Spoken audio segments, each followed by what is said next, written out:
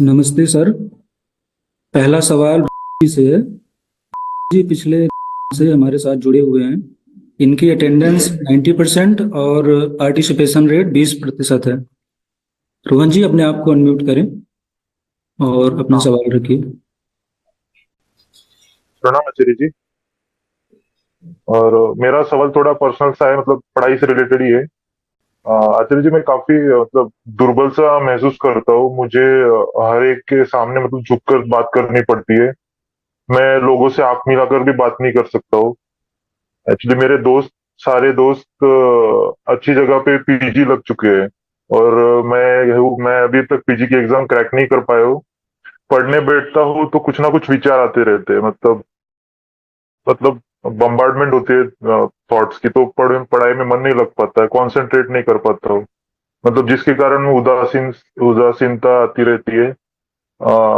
अभी थोड़ा मैं डायलेमा में हूँ कि मतलब इसके कारण मैं पढ़ नहीं पा रहा हूँ, तो एग्जाम पे फोकस करूँ पढ़ाई पढ़ाई करते हुए, या फिर वही घिसी पिटी जिंदगी नौकरी, सरकारी नौकरी वाली करता रहूँ। मतलब कुछ मार्ग दिखाइए। मतलब मैं नौकरी के साथ पढ़ रहा हूँ फिलहाल।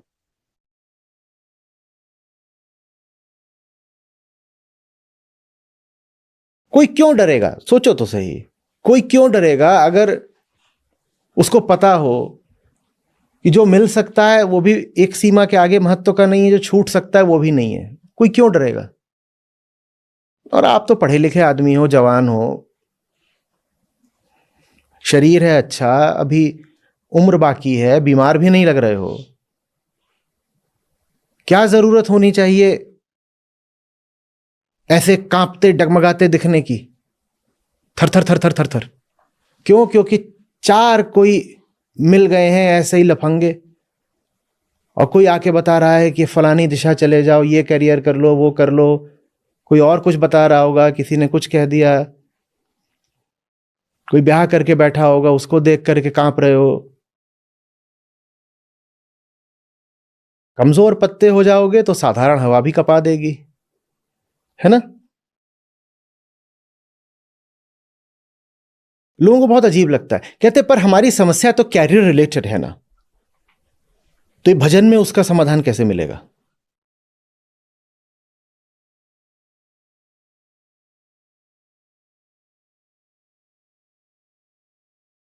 You see, I am so wise.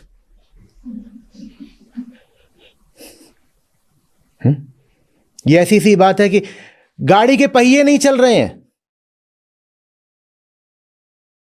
तो फ्यूल टैंक्स में क्या भरे दे रहे हो? फिर जो भरना है पहिए में भरो। गाड़ी में ईंधन नहीं है, गाड़ी खड़ी हुई है, तो मालिक जोर कहां लगा रहे थे? पहियों को ठेल रहे थे। बोले तो देखो गाड़ी चलती है, ये कैसे पता चलता है? तो गाड़ी नहीं चल रही माने समस्या किसके साथ है? तो मालिक लगे हुए हैं और पहिए ठेल रहे हैं। तभी कोई आया पीछे से, बोला उधर है भजन रिफ्यूलिंग पॉइंट, और वहां से लगाया फ्यूल टैंक में पाइप। तो झुन्नू लाल भैंस पे उतर आए, बोले समस्या तो है पहियों में, और तुम एक कुप्पी लेके आ गए हो, पता नहीं गाड़ी के पेट में क्या भर रहे हो। पेट थोड़ी खराब है गाड़ी का मेरी।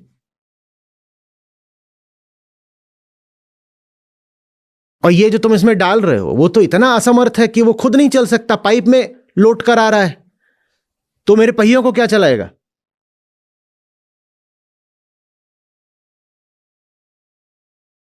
भजन से थोड़ी जीवन की समस्याएं सुधरेंगी, पहियों को धक्का दो तब सुधरेंगी। लगता है ना?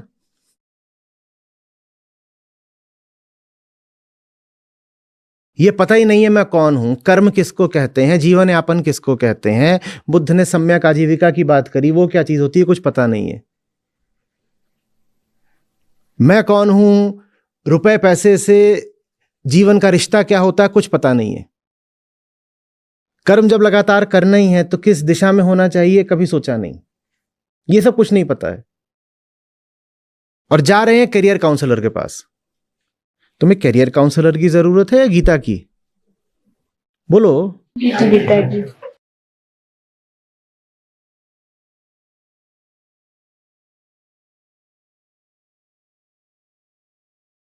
कितना हमें विरोध है सच्चाई के लिए कि हम एकदम जो 20-20, 25-25 साल वाले घूम रहे हैं, कुछ न जानते न समझते, ये भी सलाहकार बन जाते हैं।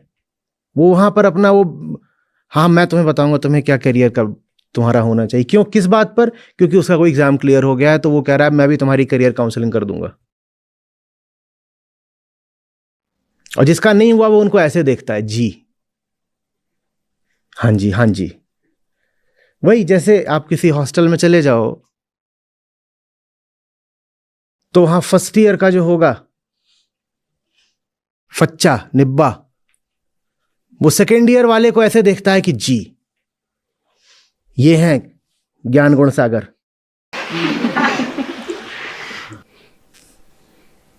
होता नहीं होता है, और सर करके बात करी जाती है।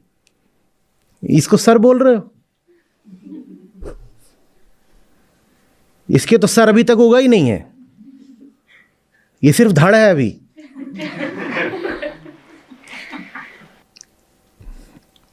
क्यों इतने मायूस हो, क्या है? बोला था ना जाके देखना अवधूत गीता में, नहीं पुण्य पदम नहीं पाप पदम किम रोदसी मानव सरसमम। काहे को रो रहे हो?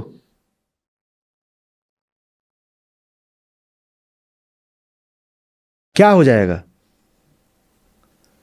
ये सवाल हम पूछते ही नहीं। एक वेग डिप्रेशन, और डिप्रेशन जब भी होगा वेग ही होगा, क्योंकि क्लियर हो जाए तो डिप्रेशन काहे को रहे। Hazy feeling of unease, more than unease, a hazy heaviness. कोई पूछे कि किस वजह से, नहीं बता पाओगे। सारी समस्या यही है, वो हैवीनेस है ही इसीलिए क्योंकि तुम बता नहीं पा रहे हो किस वजह से। गो इनटू इट, उसकी जांच पड़ताल करो, पता चलेगा कुछ नहीं है, कोहरा है बस। जैसे कि आप कोहरे को अपने सामने देखो और आपको लगे कि ये कोहरा थोड़ी ही है, ये इमारत है। कोहरा इमारत जैसा लग सकता है ना, बड़ी भारी एक इमारत खड़ी हुई है सामने, और अगर कोहरा इमारत जैसा लगेगा तो कोहरे का वजन कितना हो जाएगा? बाप रे बाप, उसमें कोई वजन नहीं है। उसका वजन बस इस बात में है कि वो कोहरा है। जैसे ही स्पष्टता आएगी वजन हट जाएगा, वो जो बर्डन की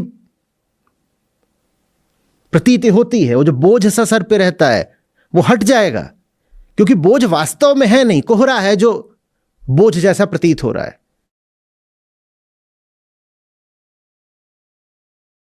हम बस जड़ अनुभोक्ता बने रहते हैं उस भीतरी हेज के। कुछ है वो परेशान कर रहा, हम परेशान हुए हैं। अरे परेशान हो तो उठो ना इंसान की तरह, सवाल जवाब करो थोड़ा, किस बात पे परेशान हूं? अच्छा क्या हो जाएगा? कलम कागज उठाओ, लिखो। अच्छा अभी मैं इस बात परेशान हूं, ये नहीं हुआ तो ऐसा होता है, मुझे ये परेशानी इसने सिखाई है, मेरा ऐसा चलता है। मुंह लटकाने से क्या होता है?